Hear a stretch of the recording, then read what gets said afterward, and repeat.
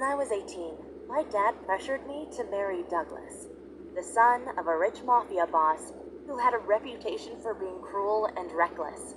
Of course, I didn't want to marry him. He was a fat, ugly monster. But my family was desperately poor and used me as their ticket into a more comfortable life. But while on the altar, I started to feel itchy and said, "I'm not feeling well." Douglas responded, "It's too late to run away now. You're mine." But the dizziness turned into pain, and then I blacked out. When I woke up again, I was inside a hospital and my whole body was covered in rashes. The doctor said, "Don't worry, you're fine. But you've developed a rare skin condition called solar urticaria, or sun allergy.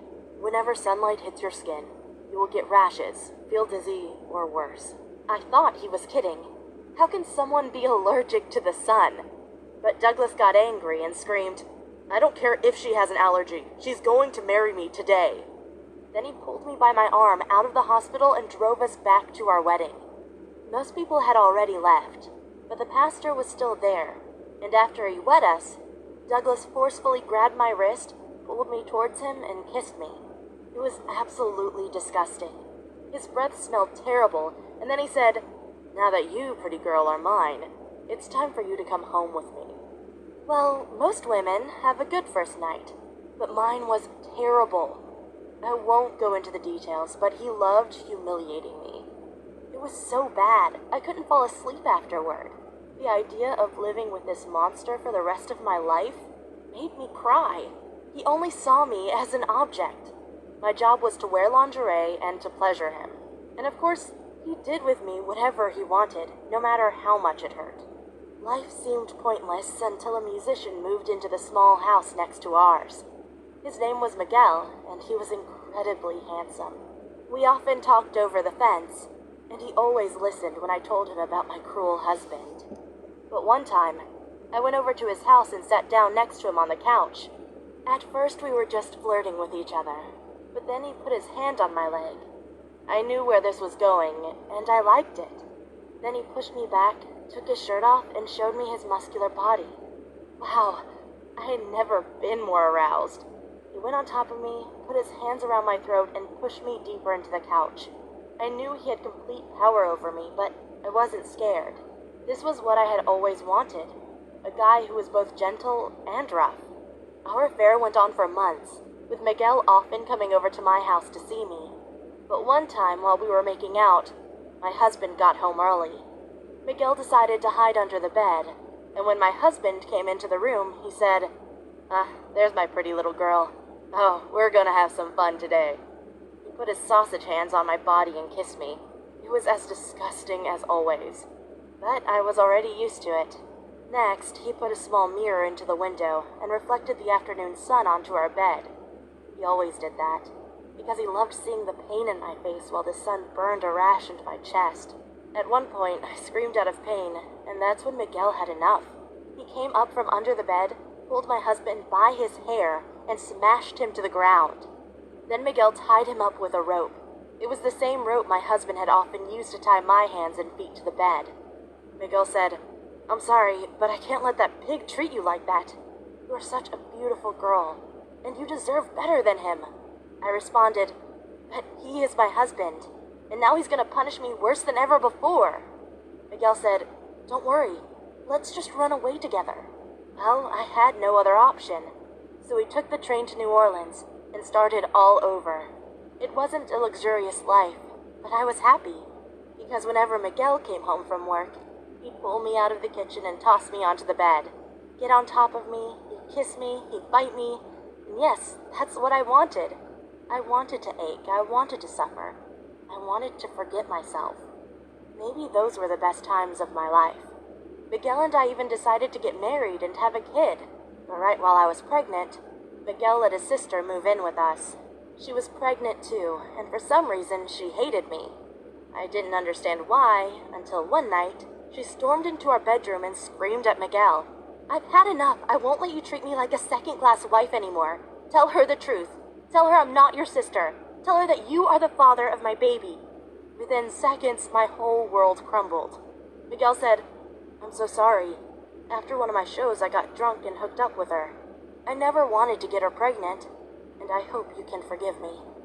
Well, I didn't know how to respond. I felt betrayed and wanted to break up, but I couldn't because I depended on Miguel's income to take care of my future baby.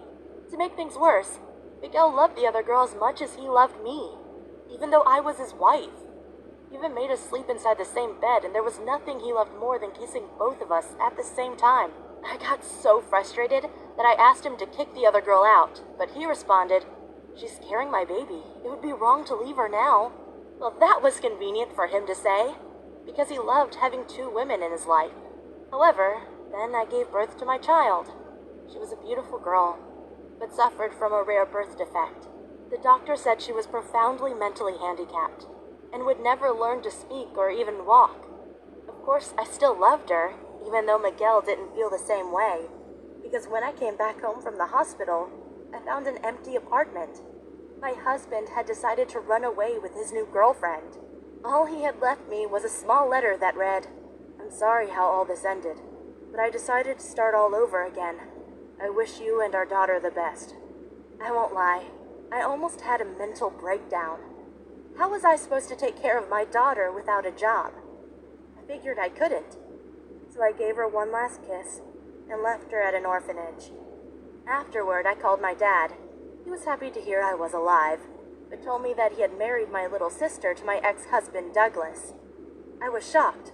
My sister was only 19, and Douglas was probably punishing her for me running away. That's why I immediately went back to my hometown and arranged a secret meeting with my little sister. When we met, I saw bruises and marks all over her body. She looked as if she'd been through hell. I asked, "How long have you been married to him?" And she responded, "For almost 2 years. Dad married me to him on my 18th birthday.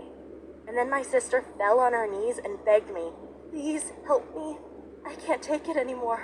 All I want to do is die.' I knew I had to come up with a plan to get rid of Douglas once and for all. So I chose poison. It took me a few weeks to find the right recipe and ingredients, but according to my sources, whoever drank this potion would be dead within 2 minutes. Then I went to Douglas's office, smashed the window, and climbed inside. He had a bottle of rum standing on his desk, so I poured the poison in there. And to make sure no one got suspicious, I stole a few things to make it look like a burglary. 2 days later, it happened. Douglas drank from the bottle of rum I had poisoned. However, one of his mistresses also took a sip, and both were brought to the hospital. Luckily, his mistress survived, but so did Douglas. And after he recovered, he went home and accused my sister of poisoning him. Of course, she denied everything, but he did such horrible things to her that after days of pain, she said, "Okay, maybe it was my sister. I recently saw her back with my parents." After her confession, Douglas drove right to my parents' apartment, kicked in the door, and came inside. I was sitting on the couch when our eyes met. I knew he wanted to end my life. I knew I should have run into the kitchen and grabbed a knife to defend myself, but I was too scared and just froze, completely unable to move. Then he came to me, pulled me up by my hair, and said, "First you're gonna suffer, and then you're gonna die." He dragged me by my hair towards the door when I heard a doing sound, and Douglas broke down. I turned around and saw my 68-year-old dad holding a pan in his hand. He had knocked him out and said, "Enough of this bastard. I'll take care of him now." And then he dragged Douglas to his car, put him into the trunk, and drove away. No one ever saw him again. But the story isn't over yet. My sister inherited Douglas's money and houses. I assumed she would share some of it with our parents and me. But instead, she blamed us and said we didn't deserve the inheritance because we had forced her to marry Douglas. I responded, "I didn't know you were married to him, and I'm honestly sorry." But my sister didn't care and broke up all contact with us. Of course I understood that she was angry, but I still thought I deserved some of the inheritance because I had rescued her from Douglas. That's why I went to court and argued that Douglas and I had never gotten a legal divorce, and therefore, I should have received the inheritance. Luckily, the judge agreed and ruled all the inheritance over to me. Of course, my sister was incredibly angry and screamed to the judge, "My sister poisoned Douglas. She did it." I was shocked because I wasn't sure if I would get into trouble, but she had no evidence to support her claim, so I had nothing to fear. And after I received the inheritance, I gave 1/3 to my sister, 1/3 to my parents, and then I went back to the orphanage in New Orleans, where I had left my daughter. However, she wasn't there anymore, and no one could tell me who had adopted her. I got angry and screamed, "So you just gave my daughter to some random person without writing down their contact details?" But no one cared. And today, I'm still searching for my daughter. I just need to know that she's doing well.